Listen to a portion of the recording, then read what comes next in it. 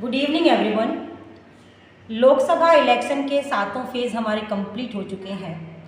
ऐसे में ADR association of democratic reform ने एक नया टर्म दिया, रेड अलर्ट सीट। मीन्स ऐसी सीट्स जहाँ पे जितने भी कैंडिडेट खड़े हैं 3 और मोर देन 3, उन सभी का क्रिमिनल रिकॉर्ड्स है। आप सोचोगे कि ऐसी सीट कितनी होंगी?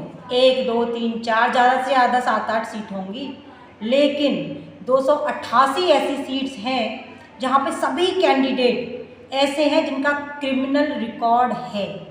अब ये हमें कैसे पता चला? 8,360 कैंडिडेट एंटर हुए इलेक्शन में। उन्होंने अपने खुद के सेल्फ सॉन एफिडेविट फिल किए, खुद के भरे हुए। उनके भरे हुए एफिडेविट के अकॉर्डिंग हम ये बोल रहे हैं 1643 कैंडिडेट यानी 20% कैंडिडेट ऐसे हैं ऑल ओवर कैंडिडेट में से जिनका क्रिमिनल रिकॉर्ड्स है, और 14% ऐसे जिनका सीरियस क्रिमिनल रिकॉर्ड है। अब सीरियस क्रिमिनल रिकॉर्ड का मतलब समझ रहे हैं? उन्होंने रेप या हत्या में शामिल हैं, उनका नाम उसमें है। जबकि 2020 में सुप्रीम कोर्ट ऑलरेडी ये कह चुका है, ये ऑर्डर दे चुका है, उसको कैंडिडेट बना रहे हो तो आपको ये एक्सक्यूज़ देना होगा कि क्यों ये कैंडिडेट आपने चुना। पार्टी बताएगी कि उसका क्रिमिनल रिकॉर्ड क्यों है, उसके सभी क्रिमिनल रिकॉर्ड के बारे में बताएगी कि ये रिकॉर्ड है, लेकिन उसके बाद भी पार्टीज़ ने इन सबको टिकट दी है। यदि मैं ओवरऑल पार्टी वाइज देखूँ तो कोई पार्टी इसमें पीछे नहीं है। टॉप 3 जो क्रिमिनल रिकॉर्ड्स वाले कैंडिडेट हैं वो बीजेपी की हैं 1, 2, 3 पे, लेकिन पीछे कोई भी नहीं है। ऑल इंडिया कांग्रेस ने 44% ऐसे कैंडिडेट खड़े किए हैं जिनका क्रिमिनल रिकॉर्ड है। बीजेपी की बात करूं तो बीजेपी भी पीछे नहीं है। बीजेपी ने भी 43% ऐसे कैंडिडेट खड़े किए हैं जिनका क्रिमिनल रिकॉर्ड है। यदि यही हाल चला तो मुझे लगता है कि 2047 तक, जहां हम सोचते हैं कि हमारा देश तरक्की की राह पे आगे बढ़ेगा, तो क्रिमिनल तो मेजॉरिटी में हो जाएंगे पार्लियामेंट में, फिर फीमेल्स का क्या होगा? अब वुमेन पावर की बात करते हैं तो वुमेन पावर भी ओवरऑल टोटल पूरी वुमेन्स को देखूँ केवल 10% वुमेन्स हैं जिन्हें कैंडिडेट बनाया गया है, जिसमें AIC ने 14% वुमेन्स को रखा है, बीजेपी ने 16%, BSP ने 8%, सपा ने 20%, और जो हमारी रीजनल पार्टीज़ हैं उन्होंने कमाल किया।